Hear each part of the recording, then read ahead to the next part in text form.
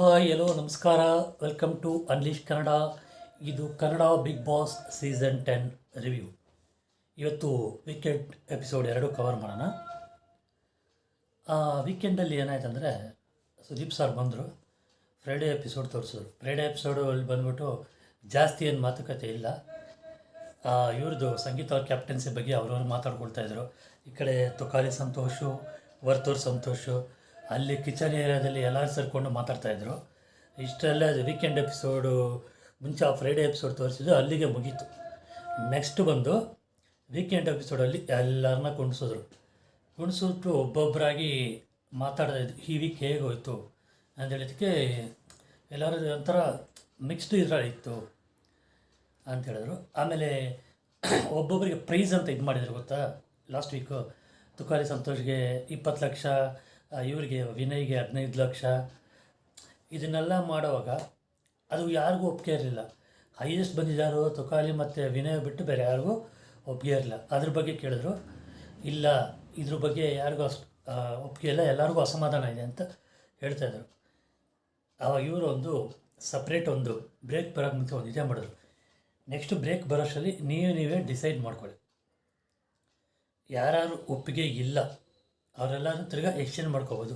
ಹೇಗೆ ಮಾಡ್ತಾರೋ ನನಗೆ ಗೊತ್ತಿಲ್ಲ, ಆದರೆ ಇದು ಕ್ಲಿಯರ್ ಆಗಬೇಕು ಅಂತ ಹೇಳಿದರು. ತಿರ್ಗಾ ತಗೊಂಡು ಎಲ್ಲ ಯಾರು ಎಷ್ಟೆಷ್ಟಲ್ಲಿ ಹೋಲ್ಡ್ ಮಾಡ್ತೀರಾ ಅಂತ ಕೇಳಿದ್ದಕ್ಕೆ ವಿನಯವ್ರನ್ನ 15 ಲಕ್ಷನ ಹೋಲ್ಡ್ ಮಾಡ್ತೀನಿ ಅಂತ. ಬೇರೆಯವ್ರಿಗೆಲ್ಲ ಅಸಮಾಧಾನ.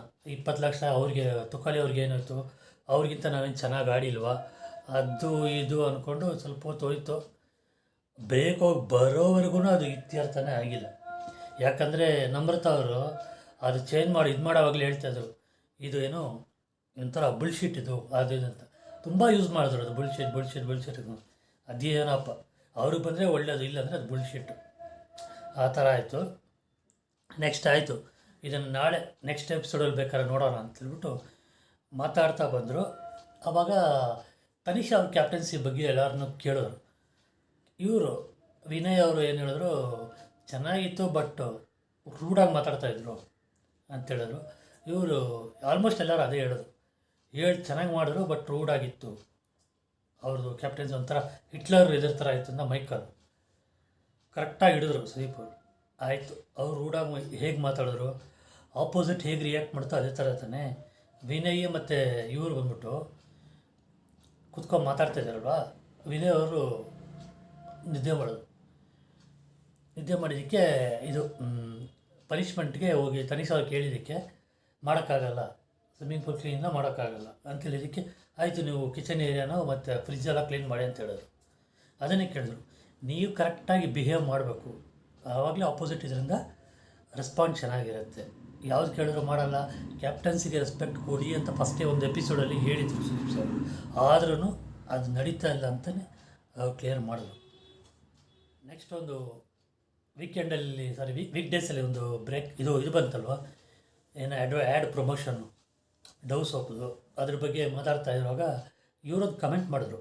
ಕಾರ್ತಿಕ್ಕು, ವಿನಯ್, ತುಕಾಲಿ ಕೂತಿರೋ ತುಕಾಲಿ ಕಮೆಂಟ್ ಮಾಡಿದ್ರು, ಇವಾಗೆಲ್ಲ ಸುಮಾರಾಗಿರೋ ಫಿಗರ್ಗಳಿಗೂ ಒಳ್ಳೆಯ ಕಾಲ ಅಲ್ವಾ ಅಂತ ಹೇಳಿದಕ್ಕೆ ಇಬ್ಬರು ಎದ್ದು ಹೋಗ್ಬಿಟ್ರು. ಯಪ್ಪ ಏನೋ ಮಾತಾಡ್ತಾನೆ ನೀನು ಅಂತ ಹೇಳ್ಬಿಟ್ರು. ಅದನ್ನು ಹಿಡಿದು ಕರೆಕ್ಟಾಗಿ ಹೇಳಿದ್ರು ಇವರು ವಿನಯ್ ಸುದೀಪ್ ಸರ್.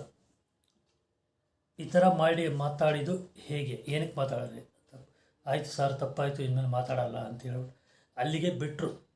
ಅದನ್ನು ಅಲ್ಲಿಗೆ ಬಿಟ್ಬಿಟ್ಟು ನೆಕ್ಸ್ಟ್ ಮೈಕಲ್ ಹತ್ರ, ನೀವು ಯಾಕೆ ಯಾವುದು ಫಾಲೋ ಮಾಡಲ್ಲ, ಇಲ್ಲ ನನಗೇನು ಚೇಂಜಸ್ ಇಲ್ಲ, ಅದು ಒಂಥರ ಆ್ಯಟಿಟ್ಯೂಡಾಗಿ ಮಾತಾಡ್ತಿದ್ದಾರಲ್ಲ.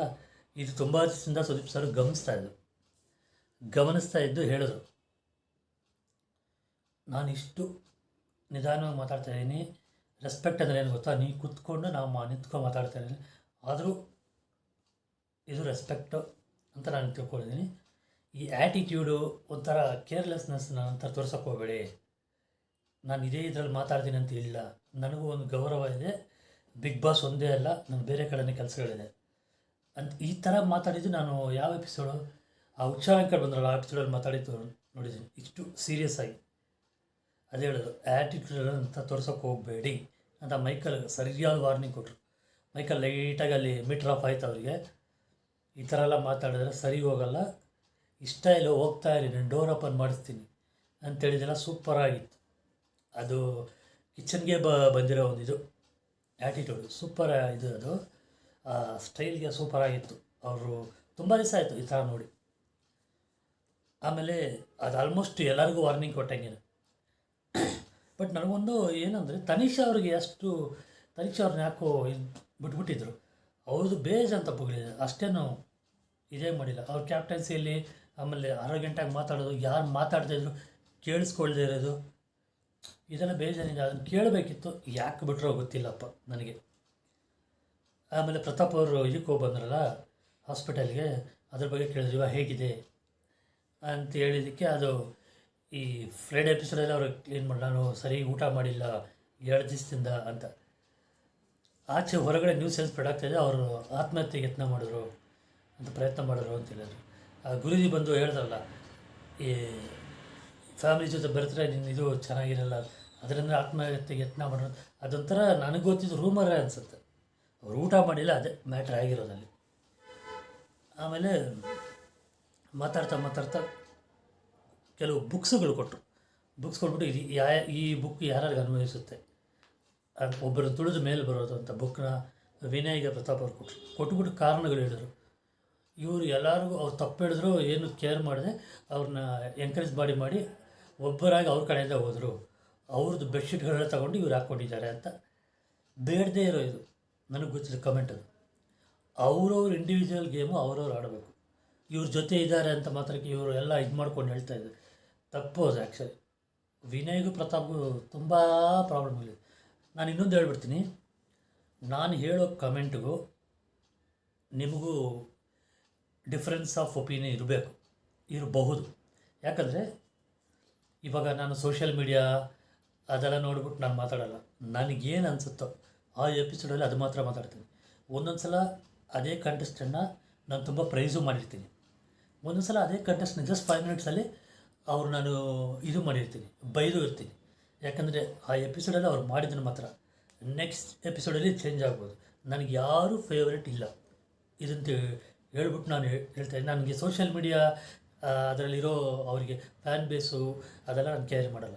ಎಪಿಸೋಡಲ್ಲಿ ಏನಿದ್ರು ಅದು, ಯಾಕಂದರೆ ನನಗೆ ಗೊತ್ತು ಇವ್ರಿಗೆ ಫ್ಯಾನ್ ಬೇಸ್ ಇದೆ, ಪ್ರತಾಪ್ ಅವರಿಗೆ, ಸಂಗೀತ ಅವ್ರ ಫ್ಯಾನ್ ಬೇಸ್ ಇದೆ, ಕಾರ್ತಿಕ್ ಅವ್ರಿಗಿದೆ, ವಿನಯ್ ಅವರಿಗಿದೆ, ವರ್ತೂರಿಗೆ, ತುಕಾಲಿಗೆ, ಇಷ್ಟು ಜನಕ್ಕೂ ಇದೆ.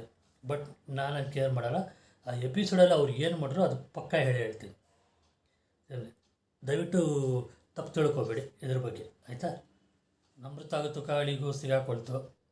ಅದು ಕೋಲ್ಡ್ ವಾರ್ ಹೋಗ್ತಾನೆ ಇದೆ. ವಿನಯ್ ಹೇಳಿದ ಥರ ಕೋಲ್ಡ್ ವಾರ್ ಹೋಗ್ತಾನೆ ಇದೆ. ಅವರು ಒಂಥರ ಇದು ಪ್ಯೂರ್ ಹಾರ್ಟ್ ಇಲ್ಲ ಅಂತಂತ ಇವ್ರು ಹೇಳಿದ್ದು ತುಕಾಲಿಯವರು. ಈ ಥರ ಪ್ರತಾಪ್ಗೆ, ವರ್ತೂರ್ಗೆ, ತುಕಾಲಿಗೆ ಅದು ಅವ್ರಿಗೂ ಬರಲ್ಲ, ಅದು ಹೇಳ್ತು.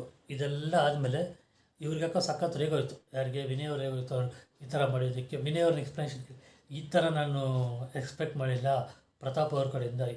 ಏನೋ ಒಂದು ಹೇಳ್ಬೇಕು ಅಂತ ಹೇಳ್ತಾರೆ, ಅವ್ರ ಬೆಡ್ಶೀಟ್ ತೆಗೆದು ನಾನು ಇದು ಅವ್ರ ಮೇಲಿರೋ ಪ್ರೀತಿಯಿಂದ ನಾನು ಹಾಕ್ಕೊಳ್ತೀನಿ ಅಂತೇಳಿದ್ದು ಒಂಥರ ಓಕೆ ಅನಿಸ್ತು. ಆ ಲೆವೆಲಿಗೆ ಇಳಿದು ಪ್ರತಾಪ್ ಅವ್ರು ಮಾತಾಡಬಾರ್ದಿತ್ತು ಅಲ್ವಾ. ಆಮೇಲೆ ಸಂಗೀತ ಅವ್ರದ್ದು ಕ್ಯಾಪ್ಟನ್ಸಿ ಬಗ್ಗೆ ಕೇಳಿದ್ದಕ್ಕೆ, ಸಂಗೀತ ಅವರು as A contestant okay, captaincy ಸರಿ ಇಲ್ಲ ಅಂತ ಇವರು ಹೇಳಿದ್ರು ಪ್ರತಾಪ್ ಅವರು. ದೀದಿ ಅಂತ ತಿರುಗ್ತಾಯಿದ್ರು.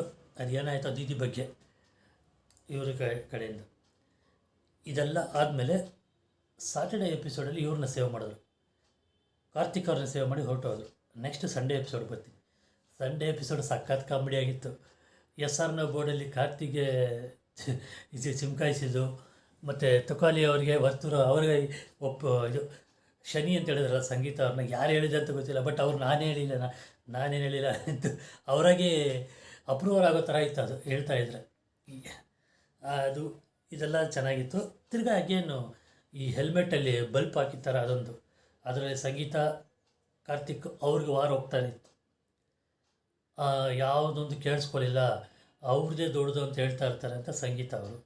ಇವ್ರು ಕಾರ್ತಿಕ್ ಕಡೆಯಿಂದ ಅದು ಅವ್ರಿಗೆ ಅನ್ವಯಿಸುತ್ತೆ, ಒಬ್ಬರು ಒಪಿನಿಯನ್ ಕೇಳಿಸ್ಕೊಳ್ಳಲ್ಲ, ಅವ್ರು ಸರಿ ಅನ್ನೋರ್ಗೂ ಅವ್ರು ಮಾತಾಡ್ತಾ ಇರ್ತಾರೆ ಅಂತ. ಇವರು ವಿನಯ್ ಅವರು ತನಿಷಾ ಅವರಿಗೆ ಈ ಥರ ಅವ್ರು ಚೆನ್ನಾಗಿ ಆಡ್ತಾರೆ, ಬಟ್ ವಾಯ್ಸ್ ತುಂಬ ಇದಾಗ್ತಾಯಿದೆ ಅಂತ ಹೇಳಿದ್ರು. ಇಲ್ಲಾಂದರೆ ಒಳ್ಳೆ ಕಂಟೆಸ್ಟ್ ಆಗ್ಬೋದು ವಿನಯ್. ಆಮೇಲೆ ಪ್ರತಾಪ್ ಅವರಿಗೆ ಈ ಥರ ಇದು ಹೇಳಿ ನನಗೆ ಹರ್ಟ್ ಆಯಿತು ತುಂಬ ಅಂತ. ತಿರ್ಗಾಗೇನು ಅದನ್ನೇ ಹೇಳಿದ್ರು ಪ್ರತಾಪ್ ಅವರು. ಆ ಥರ ಮಾಡಿದ್ದೇನೆ ನಾನು ಹೇಳಿದೆ ಅಂತ. ಇದಕ್ಕೆ ಮುಂಚೆ ಅವರಿಬ್ಬರಿಗೊಂದು ಇದಾಯಿತು ಆರ್ಗ್ಯುಮೆಂಟು, ವಿನಯ್ಗೂ ಮತ್ತು ಕಾರ್ತಿಕ್ಗೂ, ಪ್ರತಾಪ್ಗೂ. ಏನಕ್ಕಾಗಿ ಹೇಳಿದೆ, ನೀನು ಏನು ನೋಡಿದೆ ಅಂತ ಪ್ರತಾಪ್ ಅವರು ಅವಾಗ ಕರೆಕ್ಟಾಗಿ ಹೇಳಿದ್ರು. ನಾನು ಹೊರಗಡೆ ಇರೋದು ಮಾತ್ರ ಒಳಗಿರೋದು ಹೇಳ್ತಾ ಇರೋದು, ನನಗೇನು ಅನ್ಸುತ್ತೋ ನಾನು ಹೇಳ್ತಾ ಇದ್ದೀನಿ. ಇವರು ಈ ಥರ ಚೀಪ್ ಇದು ತೊಗೊಂಬರ್ಬೇಡ, ಏನು ಚೀಪ್ ಅಂತೀರಾ ಅದು ಇದಂತ ಆರ್ಗ್ಯುಮೆಂಟು. ಇದು ಹೋಗಲ್ಲ. ಒಂದು ಪ್ರತಾಪ್ ಅವ್ರು ಹೊರಗೆ ಹೋಗ್ಬೇಕು, ಇಲ್ಲ ವಿನಯ್ ಅವ್ರು ಹೋಗ್ಬೇಕು, ಅದುವರೆಗೂ ಹೋಗಲ್ಲ. ಇದಾದಮೇಲೆ ಎಲ್ಲರನ್ನೂ ಸೇವ್ ಮಾಡ್ಕೊಂಡು ಫೈನಲಿ ಮೈಕಲ್ಗೂ ವರ್ತೂರಿಗೂ ಬಂತು. ಆಮೇಲೆ ಮೈಕಲ್ ಅವರು ಎಲಿಮಿನೇಟ್ ಆದರು. 2-3 ಸಲ ಮಿಸ್ ಆಗಿ 2-3 ವಾರ ಇವತ್ತು ಎಲಿಮಿನೇಟ್ ಆಗಿಬಿಟ್ರು. ಅದು ಇಷ್ಟು ದಿನ ಅಳದೆ ಒಂದು ದಿವಸ ಹತ್ತರು. ಅದು ಬಿಟ್ಟರೆ ಎಲ್ಲ ಕಂಟೆಸ್ಟೆಂಟ್ ಹತ್ತರು. ಈ ತುಕಾಲಿ ಅವರು ತುಂಬ ಹತ್ತರು. ಮೈಕಲ್ ಅವರು ತುಂಬ ಹತ್ಬಿಟ್ರು. ನಾನು ನೋಡೇ ಇಲ್ಲ ಆ ಲೆವೆಲ್ಗೆ ಅಳ್ತಾರೆ ಅಂತ ನನಗೆ ಗೊತ್ತೂ ಇಲ್ಲ. ಆಮೇಲೆ ಅವರು ಹೋಗ್ತಾ ಅವರಿಗೆ ಸ್ಪೆಷಲ್ ಇದು ಕೊಟ್ಟರಲ್ಲ, ನೀವು ಹೇಳೋ ಹೆಸರಿನಲ್ಲಿ ಅವರು ಟಾಸ್ಕಲ್ಲಿ ಒಂದು ಸ್ಪೆಷಲ್ ಇದಿದೆ ಅಂತ ಹೇಳಿದ್ರು. ಸರಿ ಅಂದ್ಬಿಟ್ಟು ಅದು ಯಾರು ಕೊಡ್ಬೇಕು ಇಷ್ಟಪಡ್ತೀರ ಅಂದರೆ ಮೈಕಲ್ ವಿನಯ್ ಎಲ್ಲರಿಗೂ ಗೊತ್ತಿರೋದೆ. ಅವ್ರ ಫ್ರೆಂಡ್ಶಿಪ್ಪಲ್ಲಿ ವಿನಯ್ ಅಂತ ಹೇಳ್ಬಿಟ್ಟು ಅವರು ಹೊರಗೆ ಬಂದರು. ಹೊರಗೆ ಬರೋಕ್ಕೆ ಮುಂಚೆ ಬಿಗ್ ಬಾಸ್ ಚೆನ್ನಾಗಿ ಅಟ್ಯಾಚ್ ಮಾಡಿದ್ರು ಮೈಕಲ್, ಮಣ್ಣಿನ ಮಗ ಮೈಕಲ್ಗೆ ಅಂತ.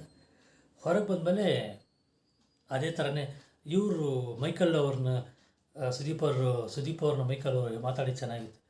ಎಲ್ಲರೂ ಸುದೀಪ್ ಸರ್ ಬಂದರೆ ಹಾಗೆ ಅಂತ ನನಗೆ ಒಂದು ಓಲ್ಡ್ ಫ್ರೆಂಡ್ಸ್ ಮಾತ್ರ ಮಾತಾಡೋ ಥರ ಇತ್ತು ಅಂತೇಳಿ ಚೆನ್ನಾಗಿತ್ತು. ಇದಾದಮೇಲೆ ಎಪಿಸೋಡ್ ಮುಗೀತು. ನಾನು ರಿವ್ಯೂನ ಮುಗಿಸ್ತಾಯಿದ್ದೀನಿ. ನಿಮಗೆ ಈ ರಿವ್ಯೂ ಇಷ್ಟ ಆಗಿದ್ದರೆ ದಯವಿಟ್ಟು ಲೈಕ್ ಮಾಡಿ, ಶೇರ್ ಮಾಡಿ ಮತ್ತು ಸಬ್ಸ್ಕ್ರೈಬ್ ಮಾಡಿ. Thank you guys. Bye all.